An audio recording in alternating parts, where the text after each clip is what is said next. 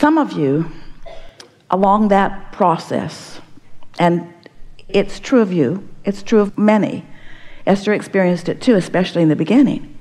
You become so determined to be really good, deliberate creators that you sort of hold yourself back from the expansion that you're not up to speed with yet. You don't ask for all that you want. You just don't let yourself go there because you're guarded. You don't want that other shoe to drop. You don't want to come face to face with the realization that you've asked for something that you haven't allowed yourself to realize. So we began saying to you, you're never going to get it done. You're not ever going to get it done, so let that go. And you can't get it wrong, so be nicer to yourself along the way. But still, there's a sort of precision about you, a sort of guardedness about you, a sort of, I'm going to get this right, that doesn't allow you the adventurous version that you really want. The really adventurous version, because you're afraid of getting it wrong. And we want you to understand that you can't get it wrong. It will never be so wrong that you can't pull it back into alignment if you want to.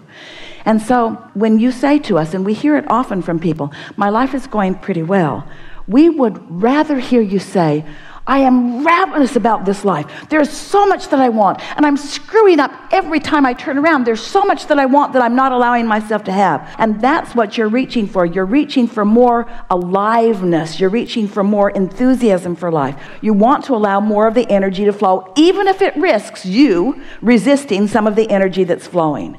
And so sometimes when that desire is strong within you and you have not even acknowledged it to yourself, something that indicates the resistance that you've got going on shows up in your experience and causes a faster development of desire, faster than ever before. This life is supposed to produce desire even if you haven't yet come to the place that you're allowing yourself to receive it fully. But we began almost every conversation as we start out in a day. You almost always, when we say, are you enjoying your desire? Because we want you to have desire that is rampant, that you aren't up to speed with, because it's so fun getting up to speed with the desires that you're not up to speed with. That is the zest of life that you're looking for. We're going to say it again. The zest that you're looking for is for your life to launch rockets that you're not in the vicinity of because it's so fun to get in the vicinity of it. Because everything is relative. It is so fun to move from not being in alignment to in alignment. That's fun. It's like, why do you go on the roller coaster?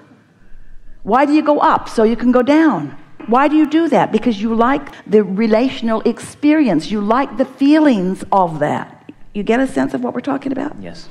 So what you bring to this table, and it is a wonderful representation, and a lot of people are feeling it, is don't be afraid to get out there in the dynamics of this vibrational universe and let your desires soar far beyond your ability to own them.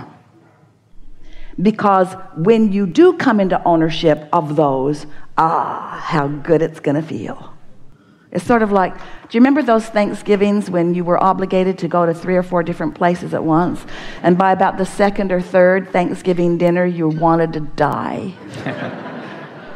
Something that ordinarily would feel so wonderful was just not feeling so wonderful to you. You don't want to eat all your meals today. And you don't want to experience all the ideas that will flow to you in your whole lifetime today. You want them to just continue to come. So, yes, you said, I'm going to go put myself into a physical body on the leading edge of thought, and I'm going to mix it up enough that I launch plenty of rockets of desires. And in the early days of your life, you launched more rockets than you could ever begin to keep up with. And you did not like that discord, and so you've decided to not do that again. But the thing is, you can't ever do that again because you now know too much. You know about alignment, so you can let your desires soar. You can reach for things that you have not been allowing yourself to reach for. And that's what this tripping up has been about. You've been deliberately holding stuff back, and you cannot do it. When you try to hold something back that's natural, that it flows, it causes a stronger discord, and that's what that's all about. So our encouragement to you is to let yourself desire. So here, if you've got a desire and you are not allowing yourself to let it flow, the discord is uncomfortable, and then you pronounce yourself doing something wrong. So you've been attempting to do something that no one can do. You've been attempting to hold the desires back, which you can't do. We want you to encourage the desires. Does that make sense to you? Yes. What do you want? What do you want? What do I want? What do you want? Well, I want to do everything. I want to go out and have everything I want. I want to have more abundance than anyone could ever have. I want to be able to do anything at the drop of... I want abundance because, why? It gives you the ability to do and have whatever you And want. what do you want to do? I want to go and travel the world. And what do you want to have? What do I want to have? I want to have joy. That's what it's But about. what do you want to have? You're talking about abundance. You don't buy... I would love to make music. I would love to travel the world. I would love to be an And what's out there in the world that you want to see? People and beautiful things and cultures and... Different experiences. Experiences, yes. So that's the first time you've really gone there in a while. Because you're so practical. Because if you let yourself want something that you can't go do right now, it feels like failing. It feels like a pipe dream. And in an action world, we don't want you to go do things that you can't afford to do. But in a vibrational world, you are abundant. You get to think about those things that you want to do. You get to let your juices flow about that. Spend time letting yourself be in the receptive mode of the imagination of that, you see. We're happy to have this conversation. Because usually a conversation as we're visiting with our physical friends goes something like this. I have desires. I've got lots of desires, and there are things in my way from these. But you've taken it a step further, and a lot of you have. I have lots of desires, and I've got things in my way that keep me from it. And so I hold myself from thinking about desire, because when I turn my attention to my desire, my negative emotion, as I'm aware of the condition of it not having happened yet, flares up, and then I think I'm miscreating. Did you hear that? So now what we're saying to you is, I have desires that my vibration is not allowing me to manifest right now. But I've decided to approach this life unconditionally.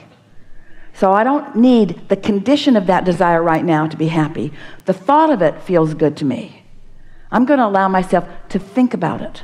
I'm going to allow myself to find the feeling of it. The feeling of landing in a country that I haven't been in before and looking out the window into the environment of it and getting my first glimpse of something that is new.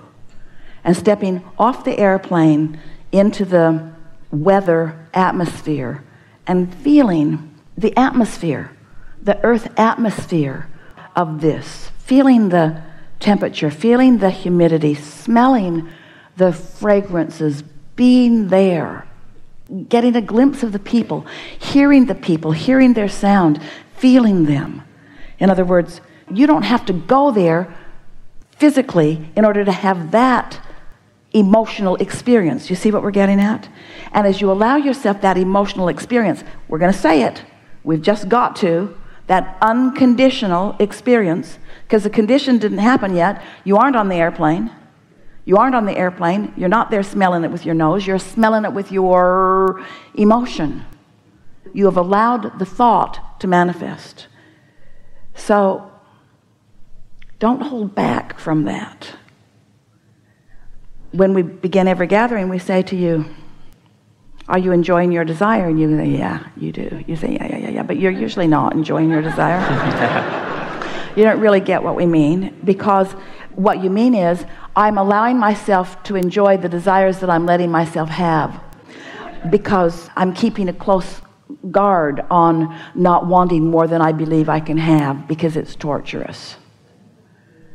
And we just think that torturous contrast is so good for you, because you cannot hold desires back, and when you try, you introduce unnecessary resistance into your experience.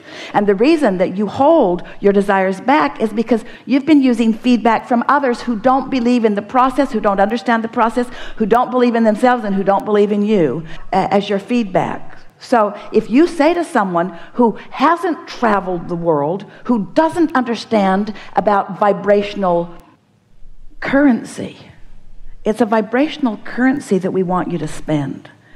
We want you to discover the currency of vibration, the currency of letting the energy flow.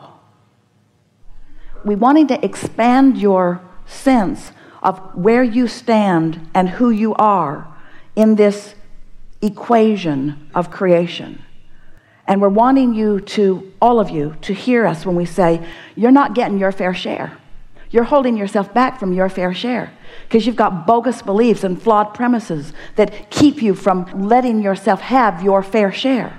So in that limited thinking, you don't let yourself want in the way that you naturally do, and you practice not letting yourself want with such deliberateness because you don't want to look bad. You don't want to be talking about stuff that you can't demonstrate right now. But we want you to be talking about stuff that you can't demonstrate because we want the unconditional pleasure of it to be what you're going for. We're out here on the leading edge, friends, way out here on the leading edge.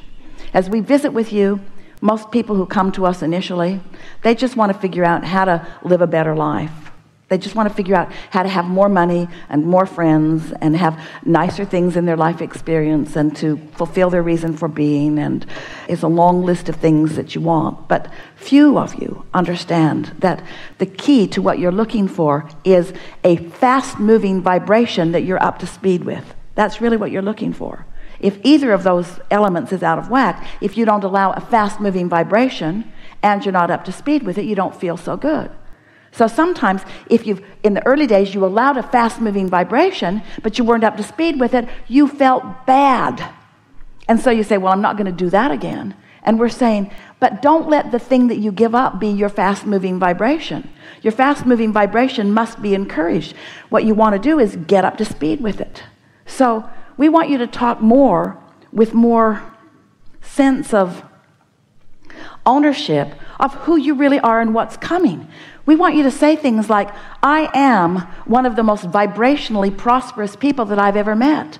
I understand the laws of this universe. I understand how things work. I get who I am. I can feel the power of who I was when I was born. I can feel the perfection of my choices. And the contrast that I lived was so perfect for me. I launched so many rockets early in my life experience. And my vibrational reality, my vortex, is huge as a result of that early work that I did here in this physical body. I'm so happy that I was always on my path and I always did exactly what I was here for. And I love that there is a robust vibrational calling that is calling me in a really powerful way. And I revel in every hint of it, every inkling of it that I get. I revel in that. And I love being consciously aware of my emotional guidance system. I love knowing when I'm letting myself be up to speed and when I'm not. I'm poised for the perfect life experience.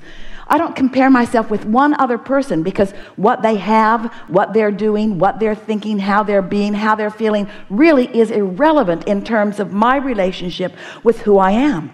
It's irrelevant in terms of who I was coming in and who I was when I was born and who I am standing here and who I am as a non-physical energy. The only thing that is important to me is the relationship between who I really am and who I'm letting myself be. And I love thinking about who I really am. I love thinking about my unlimitedness. I love thinking about my worthiness, my blessedness. I love thinking about the possibilities. I love knowing who I am, and I'm so eager about manifestations of my life showing that to me. Esther found herself in a position where she saw and wanted and could afford a magnificent structure in a place that she had forgotten how much she loved being. And from the moment of finding it until she had ownership of it was a very short period of time because the momentum was moving so fast and she was really on the wavelength of that. So it happened really fast, and now, boom, there she's sitting in this really magnificent place overlooking this really wonderful vista. And as she sat there trying to comprehend the bigness of the manifestation, She understood the perfection of the alignment that she had accomplished. She didn't even know she had accomplished that alignment until the manifestation came into full blossoming view for her.